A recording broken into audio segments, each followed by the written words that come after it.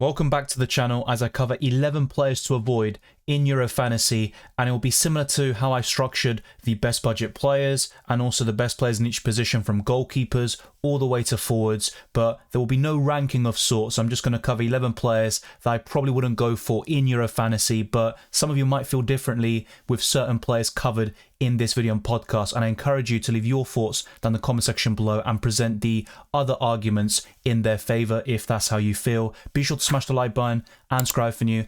Our aim is to get this video to the 200 likes and to keep on pushing towards 24,000 subscribers and beyond. Without further ado, let's jump straight into it.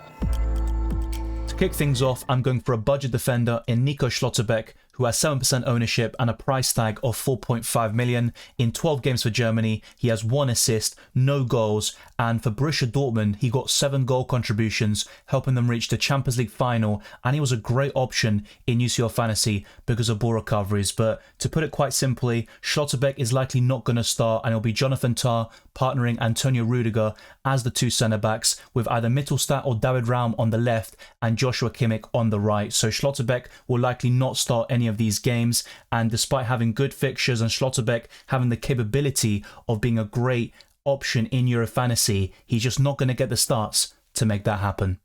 Another defender I'd avoid in Euro Fantasy is Gvardiol, who had a great season for Man City. He had a slow start but then really stepped it up in 2024, getting 8 goal contributions, helping them lift the Premier League title. He was benched in a recent friendly against North Macedonia, a 3-0 win for Croatia, but he started against Portugal and played very well in that 2-1 victory there, and he even had a few skills in there, ripping a few top quality players. But Gvardiol is a really good left back. He will likely play in that position as well, according to Croatian sources, and he can also play as a centre back, of course, his original position, but it does seem like he'll play more of an offensive role in this tournament, a bit similar to what he does for Manchester City. And in 30 games for Croatia, he has 2 goals and no assists, but he did score in that 3rd place playoff in Qatar 2022 for the World Cup. Now, Croatia have Spain and Italy in the group stages, which is very difficult on paper, but Croatia could still progress to the next round. I just don't really foresee many clean sheets here for Gvardiol, but Matchday 2 against Albania, that's a matchday where you could go for a Gvardiol, and I wouldn't mind that whatsoever. But for Matchday 1 and 3, I would skip the Croatian. William Saliba was awarded man of the match in France's recent friendly against Canada, which ended as a 0-0 stalemate, and Saliba is a top quality defender. In my opinion, he's one of the best in world football, but he doesn't start for France very often, and L'Equipe and other sources indicate that Upamecano will partner Konate as the main centre-back partnership for France, and as a result, Saliba will be on the bench. He has 10% ownership and a price tag of 5.5 million. He was quite decent in UCL Fantasy, getting the odd ball recovery point here and there. His goal threat isn't massive, but he is improving on it season after season, and he got a few goals for Arsenal in this campaign. 3 goal contributions overall, but no goals or assists for France in 15 appearances. Now, if Saliba can nail down a spot in that France team, I think he could be a difference maker and help them win the Euros potentially, but in my opinion, that won't be the case, and it'll be the 3rd or 4th option at centre-back. This will certainly divide opinion, and I could be wrong about this, as I mentioned in the Best Defenders video and podcast, but Frimpong scored and assisted against Canada in their recent 4-0 victory in an international friendly, and he's got a good record for the Netherlands in just 3 appearances, but he also tends to be subbed off quite early in that kind of small sample size, so it's difficult to judge Frimpong, but most media outlets from the Netherlands suggest that Denzel Dumfries will be the main right wing back, and then in the right wing position, which is where Frimpong played against Canada, you've got Donyell Malen, you also have Xavi Simons or Gakpo who can play there, so it's not set in stone that Frimpong will be a starter, and at 5.5 million and with over 30% ownership, I'm just not so sure if he'll live up to the hype. But if he does start, there's no doubt in my mind that he could be one of the best defenders in the game, but the minutes are a big concern for me. For Bayer Leverkusen, he registered 26 goal contributions, which is insane for a defender, and I think he could be a very good option in the years to come for the Netherlands, but I'm just not so sure if he'll start most games in the group stages. Courtois played his last international game last year against Austria in a 1-1 draw in the Nations League. That was over a year ago at the time of this recording, and he wasn't picked in the Euro squad, and a lot of people aren't aware about that, and that's why his ownership is 10% despite being priced at 5.5 million. Going for a Belgian goalkeeper is great logic, but go for Casteels, who's priced at 5 million. He'll be the starting goalkeeper at the Euros, and you've also got Wout Faes and Castagna to cover their defence, and Wout Faes in particular at 4 million could be an absolute bargain. But Courtois in 102 games for Belgium has kept 51 clean sheets, so 1 every 2 matches, conceding 79 goals, and for Real Madrid he only played 5 matches and kept 5 clean sheets, so that's a perfect record, but a very small sample size of course, and he did keep a clean sheet in the Champions League final against Borussia Dortmund. Xavi Simons is one of the top talents in world football, but for the Netherlands he hasn't done it yet. With 13 appearances and no goals or assists, he has a good record for his club, 25 goal contributions this season for RB Leipzig. I'm not sure why Paris Saint-Germain don't keep him. He's always linked with moves away, on loan, and also permanent transfers, and I think he could get into most teams in world football. But for the Netherlands, he could start at right wing or left wing, but that isn't guaranteed with the likes of Frimpong, Daniel Malen, and also Cody Gakpo, who could be the direct competitor for Xavi Simons, who could start 1 or 2 matches in the group stages. But for 7 million and above, you can go for nailed-on midfielders like Szoboszlai and Eriksen. Check out my best midfielders video on podcast. I'd highly recommend it. Unfortunately, I don't think Xavi Simons is up there with the best midfielders.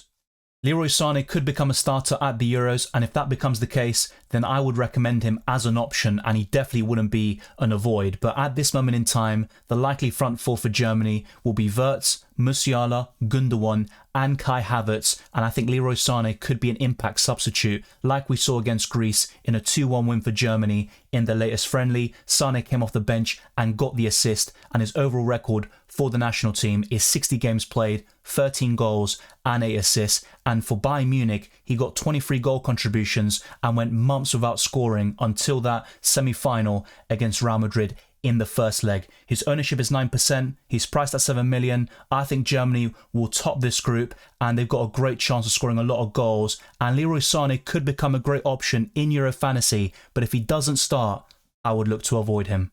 Nicholas Füllkrug also came on as a substitute against Greece in that 2-1 victory, but it was already made clear by Nagelsmann that Kai Havertz will be the starting striker at the Euros, and he's been in great form himself. And Füllkrug has a great record for Germany, 11 goals and 2 assists in 16 appearances, and even off the bench he could actually be a very good impact sub, but I still would avoid him at this moment in time. His ownership is just 3%, he's priced at 7 million, but for $500,000 more, you've got Dovbyk, Havertz, and many other options really, which I cover in the Best Forwards video and podcast. And Füllkrug had a good season for Borussia Dortmund, getting 26 goals and assists and helping Borussia Dortmund reach the Champions League final. But he won't be a starter. He could get 20-30 minutes off the bench and get the odd goal here and there, but you're really limited to 4 or 5 points from Füllkrug, and you can get much better in the forward position.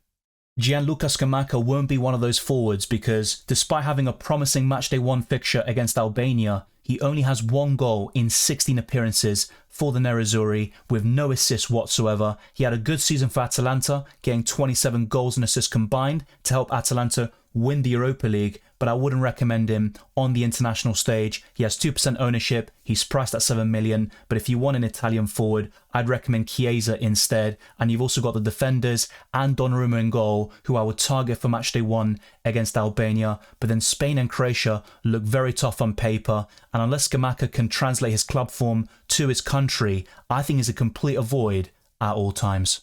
Cole Palmer had a breakout season for Chelsea, finishing as the top scorer in FPL with 244 FPL points, and in 4 games for England, he has already scored in a recent friendly against Bosnia from the penalty spot. I don't think he played particularly well against Iceland or Bosnia, but that's 2 consecutive starts for Palmer for England, and maybe he could get a start or 2 over the likes of Saka or Foden, but I don't think that'll be the case. And Bellingham, Foden, Saka and Kane will be the front 4 for England, and that's why I wouldn't recommend Cole Palmer at the moment. I think he'll become a top talent in the years to come for Chelsea and England, and I'd start recommending him in future World Cups and Euro tournaments. But for Euro 2024, I wouldn't go for Cole Palmer unless he becomes a nailed-on starter.